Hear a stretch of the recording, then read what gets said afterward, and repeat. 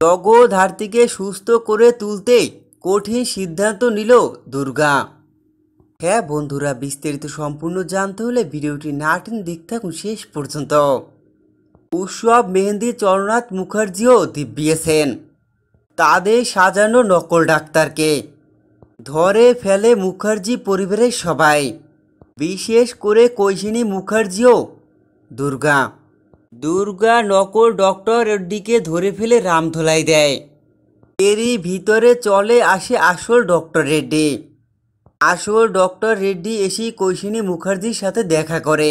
এরপরে জগদ্ধাত্রীর অস্ত্রোপচার শুরু করে ডক্টর রেড্ডি।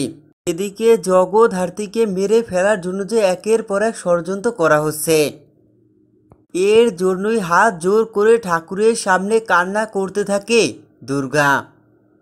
দুর্গা তার মাকে সুস্থ করে তোলার জন্য কঠিন সিদ্ধান্ত নেয়। তার মায়ের অবস্থার জন্য যারা দায়ী তাদের সবাইকে নিজের হাতে শেষ করবে দুর্গা। এরপরে এদিকে দেখা যায় ডক্টর রেড্ডি সুষ্ঠুভাবে অপারেশন করে। তার সুষ্ঠু অপারেশনে সুস্থ হয়ে ওঠে জগদ্ধাত্রী আবারও স্বাভাবিকভাবে কথা বলা, হাত পা নাড়ানো সব কিছুই করতে পারে জগদ্ধাত্রী।